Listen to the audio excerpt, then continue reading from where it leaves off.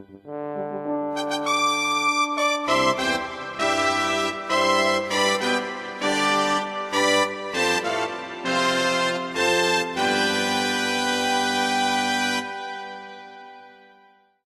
like to call a meeting to order. If I could have roll, please, Cindy. Betteridge. Here. Barton. Here. Shook. Here. Jones. Here. Auberly. Spar. Here. Warren. Here. Thank you. We have a quorum. Has everybody had a chance to look at last month's minutes? There's no amendments. Do I hear a motion for approval? Mr. Chairman, I move that the minutes of October 28th be approved as written. I'll second it. Warren. Yes. Shook. Abstain. I wasn't here, so I... Jones. Yes.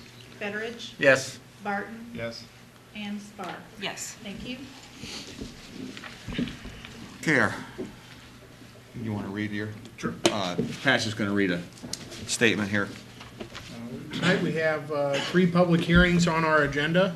These public hearings are being held pursuant to published notice. Any person wishing to address the zoning board will be sworn in by our court reporter and will give their testimony under oath or affirmation. At the conclusion of the hearing, the zoning board of appeals will make its determination. 4 yes votes are required to obtain the approval of the zoning board. For a variation, the zoning board's task is to determine whether an applicant meets certain legal requirements set forth in your village code. The variation procedure is not intended to evaluate whether a proposed variance is a good idea.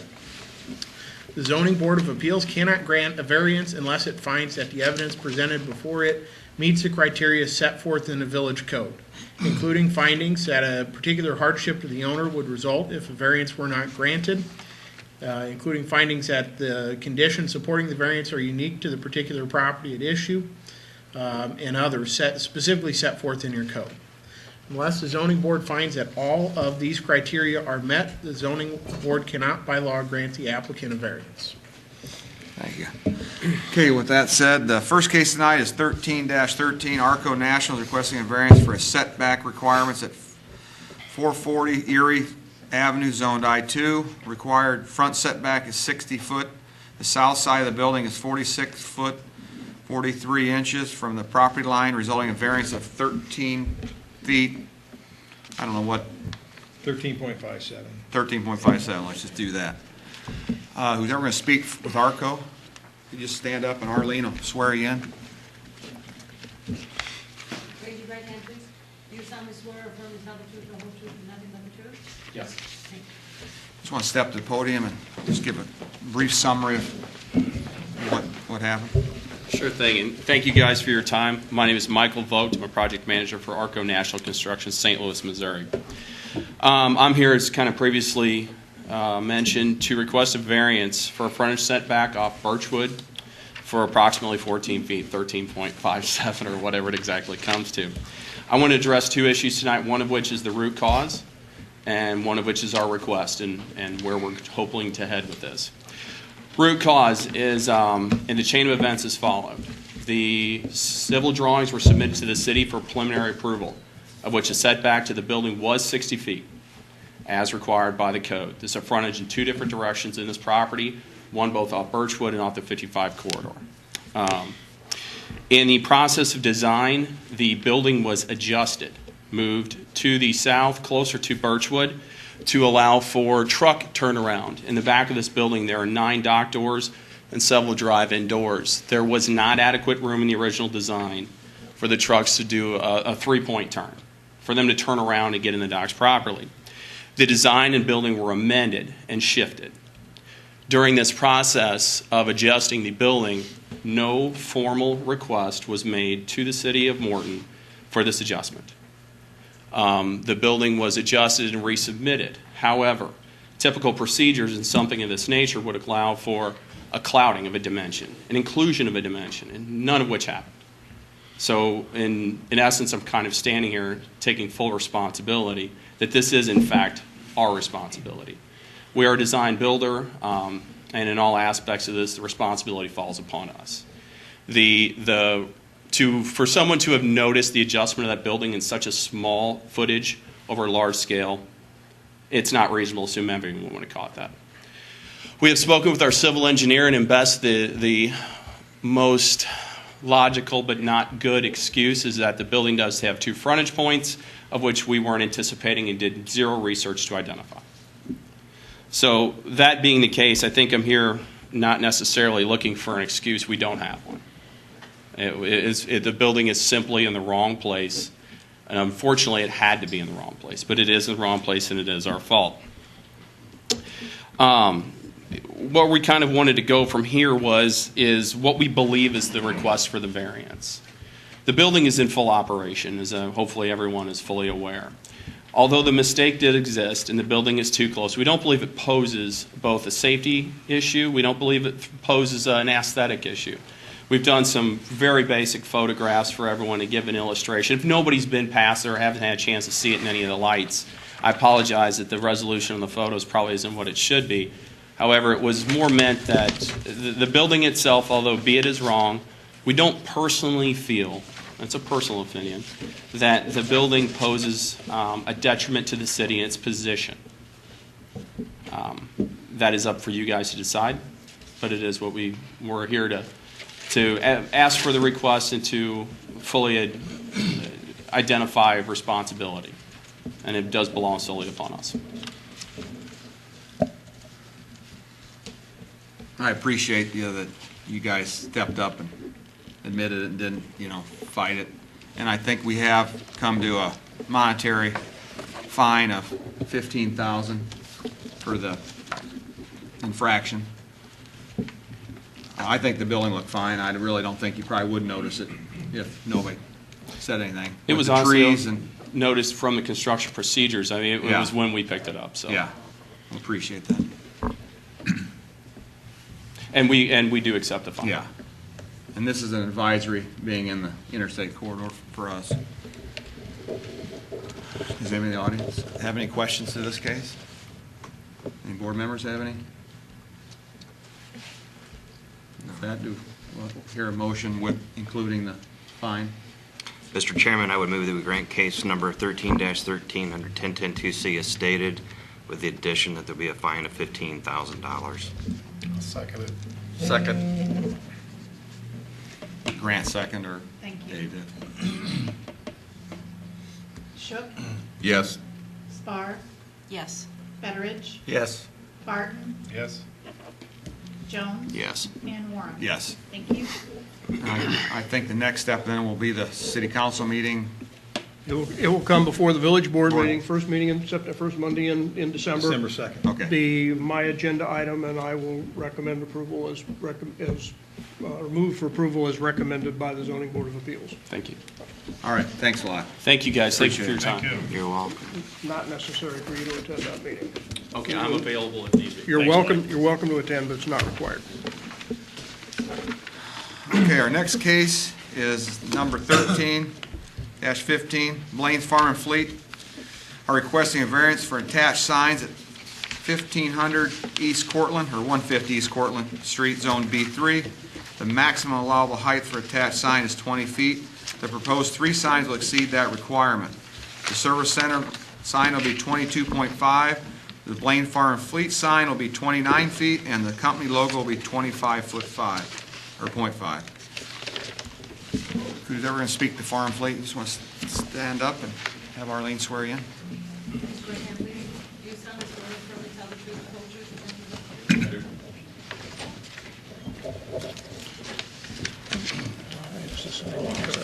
Good evening, my name's Neil Van Loo, I'm with Blaine's Farm and Fleet. Currently have, how high? We're asking for a variance for our building signs to exceed the 20 feet in height to the top of the maximum on the front building signs. As we presented all our other preliminary drawings and photos and everything in the planning process, we didn't read the ordinance ourselves deep enough to say that we couldn't be above 20. And as we got into the process and the approval process lately, we were notified by the village that we couldn't have, that we needed to have a variance for this. By allowing this, it keeps with our branding of our store, it keeps with our current logo on how we design our stores, and this isn't any change from anything that we've presented in the past. If we dropped everything to the 20 feet, you have some drawings in front of you that have been submitted that show the height of the signage and with the front of the building, and 20 feet takes you just a little bit below the top of the smaller letters in Farm and Fleet, so that would leave that whole fascia. So architecturally, that would really be a detriment, and it really wouldn't set off the building any different. I guess I don't have anything more to add. I'll be happy to answer any questions. I think it looks nice proportionally as far as the way it's at now. I don't see a problem with it. Yeah, and we're not changing anything from all our designs that we presented to the village since we started our process working with the village. It was just an oversight, again, I think on our part, again, that we didn't catch it. Okay. And this is typical of all your new stores? Yes, that you it is. build? Is this Yep. same? It's all about the branding, right? It's all about branding. There you go. It's all about branding. We want people to drive down a road and see a building and know it's ours. It'll be nice. Yeah, it will be nice. Anybody else have any questions? We have a motion. Mr. Chairman, I would move that we grant case number 13-15 under 10.10.2C as stated. A second. Warren, Yes. Spar, Yes. Barton, Yes. Jones, Yes. Federich, Yes. and Schob. Yes. Thank you. Thank you. Thank you very much.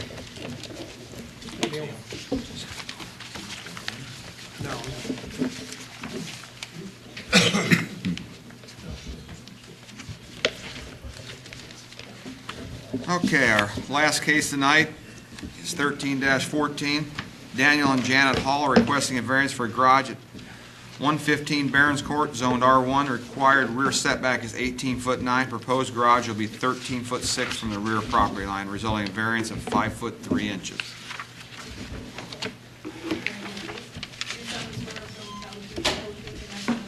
I do. Can you just state your name and address once you get up there? Certainly. Thanks.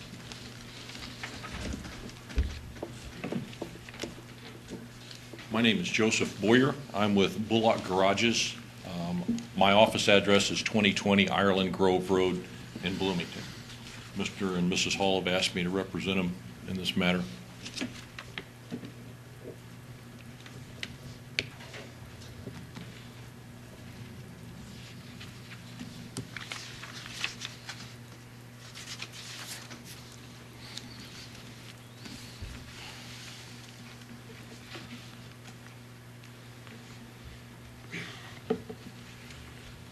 Okay. If I could, I'd just like to start with the scope of the project. The halls have as you can see, it's an irregularly shaped lot. It's very tight through there. It's almost like a pie-shaped sort of business. And what they want to do is they want to take their attached garage, which is only a 9-foot structure. They want to turn it into more living space. We're going to remove the driveway that's there now, and they will reseed that and sod it next year.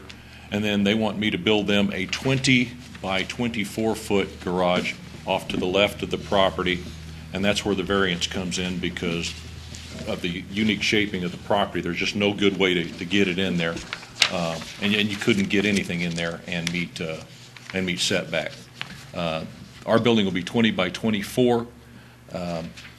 We have cited it on the property. I feel like the important thing about a building like this is when you drive around the corner, it should look like it's supposed to be there, not just kicked out in the middle of the yard there. And I think we're going to accomplish that. We're going to match the shingles. We're matching the pitch of their existing roof. And then in the spring, they're actually going to take some what is called brick siding, put that on the front, so that when you come around, it looks like it's supposed to be that way.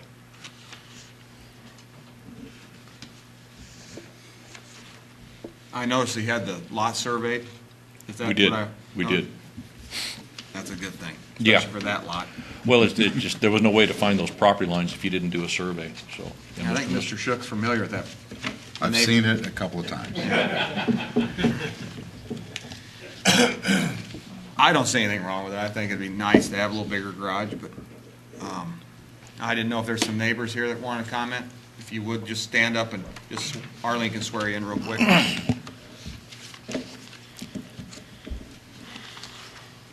Raise your right hand, please. Do you solemnly swear or affirm to tell the truth, the whole truth, and nothing but the truth? I do. Okay. Step up and just give your address and name. Jerry Velker, 329 North Illinois. I am the property that would have been infringing upon. I don't have a problem with it. Okay. That's all I got to say. Okay, well, thanks. Appreciate you showing up. Well, I don't think, does anybody else have any? Yeah, I have a question. Okay. How did you arrive at the 24 foot? On a building like that, for a basic garage, it's 20 feet wide and 24 feet deep. And the way we arrived at 24 feet was, that was my suggestion, in that cars are a lot longer than they used to be. And, you know, a 12 by 20 used to be great. Yeah.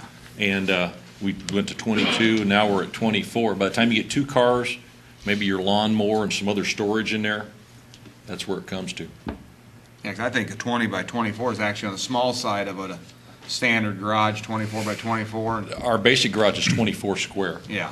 But we, had to narrow it up to make. Right. But even with a 20 foot, that gives you a 16 foot door with plenty of ample framing on both sides. Yeah. And then the depth is just, I measured a homeowner's pickup truck 2 weeks ago that was 22 feet long. I mean, some of these vehicles, and you never know what people are going to get in the future. Yeah. Now, is this going to be attached to the house, or is It is not. that 6 No, foot is we're just a 6 feet. separation? We're 6 feet off the house, that's correct. And because it's closer than 10 feet, I'm putting firewall protection on that one side. There's no more questions? Do I hear a motion? Mr. Chairman, I would move that we grant case number 13-14 under 1010-2C as presented. I'll second it.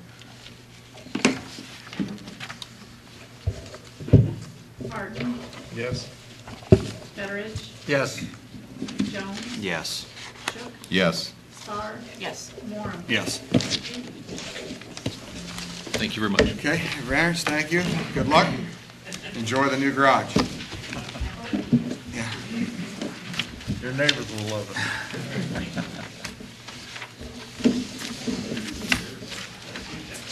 Okay. Roger, we have any other business? No, other than, I don't think, unless something came in after I left, I don't believe we're going to have a meeting in December. So Okay. Oh, we're not. And just a Christmas bonus, or? that's, Okay, we're that's not great. paying you any more or any less, but no meeting, so. Okay. Be that way. Mr. Newhouse? Nothing, thank you. Appreciate another great year in anticipation of the no meeting in December. Thank you from the trustees for all the good work, and look forward to seeing you in January. And let's not forget the Christmas party. Be sure to attend the Christmas party. Okay, do I hear a motion for adjournment? I so move. I'll second. Barton, Yes. Betteridge, Yes. Jones, Yes. Shook, Yes. Spar, Yes. Morum. Yes. Thank you. Yes.